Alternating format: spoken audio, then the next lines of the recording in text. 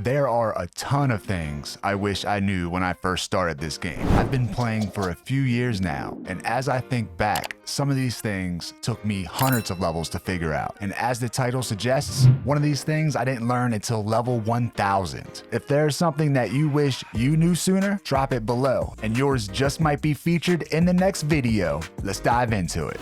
Of all the things that I wish I knew in the beginning of this game, I gotta start this off with what I think is probably the most important thing, and that is upon leaving Vault 76, join a casual team. I cannot stress this enough. You don't have to actually be with your teammates to play the game. You can just reap the rewards of being in the said team. You want to join a casual team because of the intelligence bonus. You get 1 intelligence per team member, up to 4, which is your experience points, which is everything. And that's not the only thing that they're good for. So we join a team. You have 3 other spawn points plus their camps you can go to. I can use my good old buddy Seymour Butts here. It's a hilarious name. Shout out to Seymour. And we can use him to get to White Springs. Bada boom, bada bang. You can keep server hopping until you find a team, or really just keep hopping teams and servers until you find someone that's close enough to where you gotta go. And really, you can use this just to go exploring. There's so much good stuff to just walk up upon, random encounters, everything. I love it. Casual team isn't the only good team to join. You have expeditions that grant you up to 100% XP for completing the expeditions. That's 20,000 experience points. Even at the lowest levels and high, it's worth just jumping servers and looking for expedition teams, daily ops, really just piggybacking off of other people running those missions. There is no shame in getting your stamps and everything from other people. That's really the only way to get them.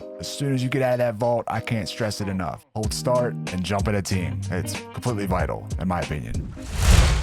This thing, I didn't know probably for the first 200 levels. As you're running across the wasteland, keep an eye out for lookout towers. These things are very beneficial. They're basically just really crappy buildings with really tall stairs that go up to a main room with a catwalk that wraps around the room. You may be tempted to just loot the room and leave, but before you do so, make sure you walk outside onto the catwalk and hit activate. This will survey the land and mark a bunch of locations for you on your mini map that would normally just pop up as a silhouette as you get kind of close to it.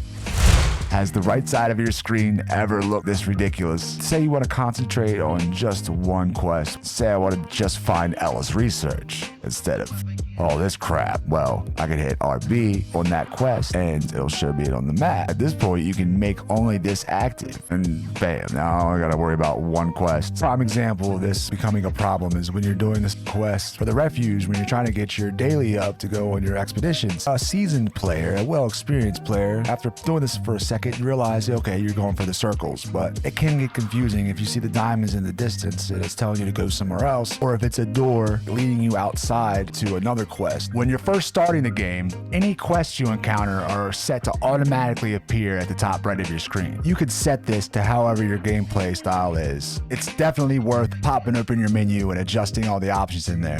This aspect of the game I didn't know until level 1000. I cannot believe that I am just now figuring this out. So I used to think that the items that you pick up, like ore in a mine or stuff laying about on the ground, would reset just on a timely basis, and I think they still do, but that you can force reset them by gathering 255 items, just items laying about in game. They can't be in a drawer, they can't be off of an enemy either. They have to be a physical item. So if there's any specific junk or ore that you want to get twice and you don't feel like waiting, then this is a surefire way to get your hands on some extra junk and some extra goodies. What are some things that you wish you knew at the beginning of the game? There are too many to list. If you can think of one, make sure to drop it in the comments, and I might just put it in the next episode. Make sure to like, comment, and subscribe so you don't miss a thing. Peace.